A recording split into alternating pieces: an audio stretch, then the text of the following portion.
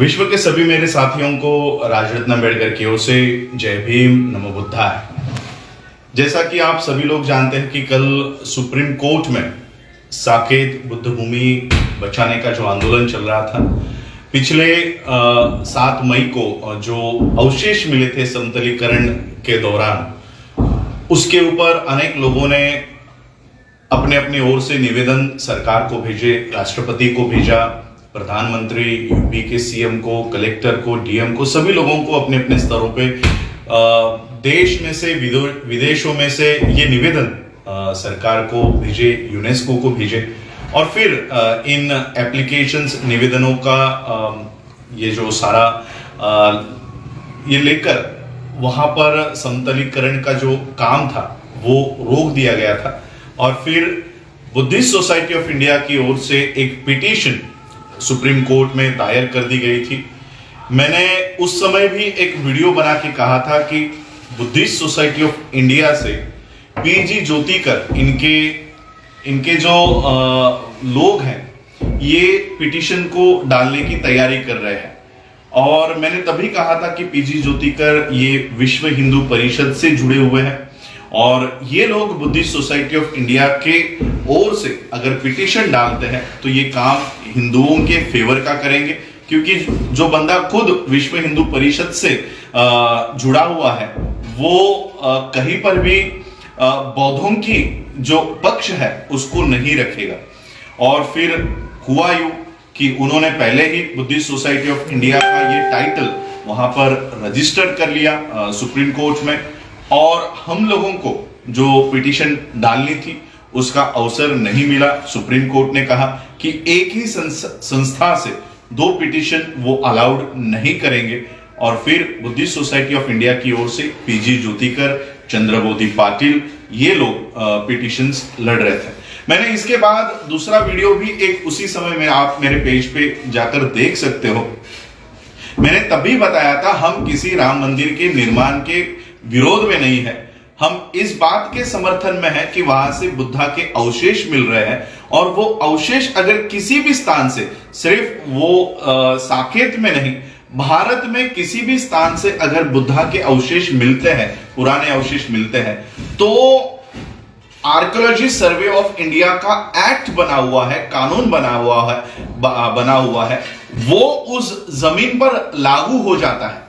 तो हमने यही बताया था कि हम किसी राम मंदिर के निर्माण के विरोध में नहीं है। सुप्रीम कोर्ट ने पहले ही वो जजमेंट दे दी है, हम सुप्रीम कोर्ट के उस जजमेंट के खिलाफ नहीं जा सकते और इसलिए हम वहां पर राम मंदिर बनाओ या जो मर्जी है वो बनाओ, हमको उससे कोई लेना देना नहीं है। वहां पर अगर बुद्धा के अवशेष मिले हैं तो हमारी मांग यही है कि वहां पर ASI, archaeology survey of India का जो एक्ट है वो लागू हो और वो जो अवशेष मिले हैं वो बौद्धों के निगरानी में, आर्कियोलॉजी सर्वे ऑफ इंडिया की निगरानी में, और चाहे तो यूनेस्को, जो दिल्ली में भी एक यूनेस्को की विंग है, उनके निगरानी में ये सारे बुद्धा के अवशेषों का जतन करने का काम किया जाए। ये हमारी मांग थी। ये मांग हमने सुप्रीम कोर्ट के लॉयर से हमने गाइडेंस दी थी, उस गाइडेंस के ऊपर हमने ये मांग उठाई थी। सुप्रीम कोर्ट के लॉयर का कहना था कि ऑलरेडी एक जजमेंट हुई है, सुप्रीम कोर्ट की जजमेंट, और वो भी हिस्टोरिकल जजमेंट है, जिसपे सुप्रीम कोर्ट के उस जजमेंट देने वाले को राज्यसभा में भेज दिया गया है। तो ऐसा जजमेंट, वो कितना भी आप लोग पैर पटक लो, हाथ पटक लो, उस जजमेंट के खिलाफ आप नहीं जा सकते। और इसलिए हमें ये मुद्दा अलग तो तरीके से उठाना चाहिए। लेकिन सुप्रीम कोर्ट में फिर वही बात उठाई गई कि ऑलरेडी 20-25 साल के बाद, जिस पर पूरे विश्व का लक्ष्य लगा हुआ था, ऐसे जजमेंट को हम नहीं मानते। ये कहना, सुप्रीम कोर्ट में कहना, ये बहुत बड़ी साजिश के तहत ये किया गया था। और इसमें आज शेड्यूल कास्ट की ओर से जो राज्यसभा में मेंबर हैं, इनकी मोदी के साथ मीटिंग हुई और मोदी ने इस तरह के जो पिटीशन बनी है, इस तरह के पॉइंट्स उसमें डालने के लिए कहे, ताकि सुप्रीम कोर्ट इन पिटिशनर्स को फटकारे। सुप्रीम कोर्ट अपने ही दिए हुए जजमेंट के खिलाफ कैसे जजमेंट दे सकती है? और इसलिए कल जो प्रकार वहां पर हुआ ज्योतिकर इनके पक्ष के लोग वहां पर गए और जो इनका प्लान था उसी तरह से प्लानिंग के तहत ये बात वहां पर पिटीशंस ठुकराई गई। मैं आज भी कहता हूं हमारी मांग वहां पर मंदिर बने नहीं बने हमें उससे कोई लेना देना नहीं है। पहले से ही 20-25 सालों के बाद इतनी बड़ी जजमेंट जिस पर पूरा विश्व का लक्ष्य लगा हुआ था और जिसने ये जजमेंट दी उसे राज्यसभा में भेजा हुआ है, क्या ऐसी जजमेंट सुप्रीम कोर्ट वहां से हटाएगा? तो इसलिए हम लोगों को स्ट्रेटेजी बनाकर हम लोगों को प्लानिंग करके वो मुद्दे रखने चाहिए थे जो एएसआई का कानून है उसके तहत हमको ये मुद्दे रखने चाहिए थे। लेकिन ये बात वहां पर मेंशन करके कि ये राम मंदिर नहीं, ये बुद्ध विहार बनना चाहिए, ऐसा ये सब मांग रखने के बाद ये हमारी जो पिटीशंस है वो ठुकराई गई।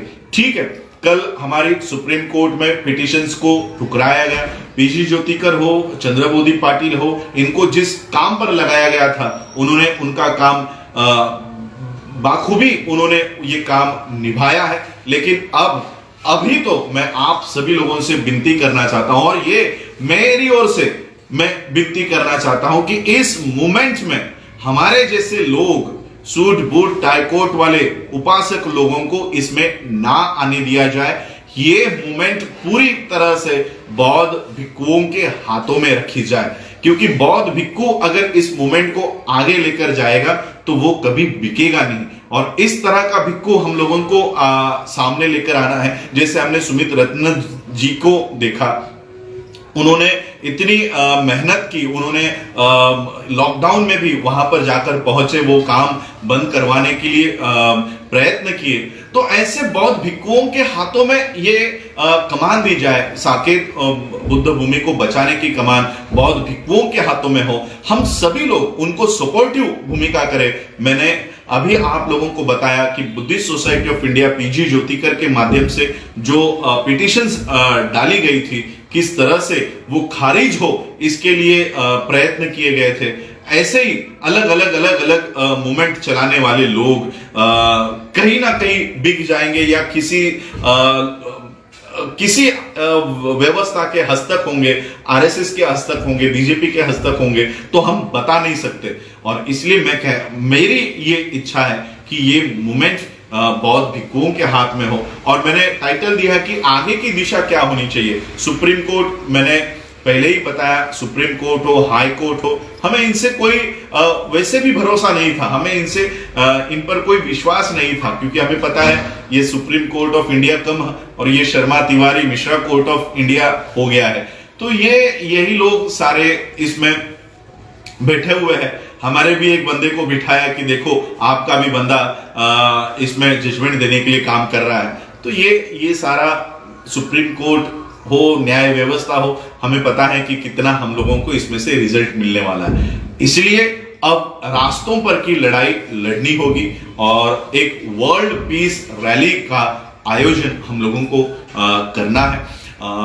सारे बौद्ध भिक्षुओं को मिलकर, जितने भी भारत के बौद्ध भिक्षु मुझे ये सुन रहे हैं या सुनने वाले हैं, मैं उन सभी लोगों से, बौद्ध भिक्षुओं से ये विनती करना चाहूंगा कि सभी बौद्ध भिक्षु अपने अपने अलग अलग संगठन बौद्ध भिक्षुओं का है, ऑल इंडिया भिक्षु महासंघ हो, बाकी सभी अलग अलग बौद्ध भिक्षु हैं, भंते नागा प्रकाश नागा सुरई ससई जी है, उनका संगठन है, बाकी जितने भी बड़े बड़े बौद्ध भिक्षु हैं, मैं उनसे ये निवेदन करना चाहूंगा कि आप सभी लोग इस मूवमेंट को हाथ में ले।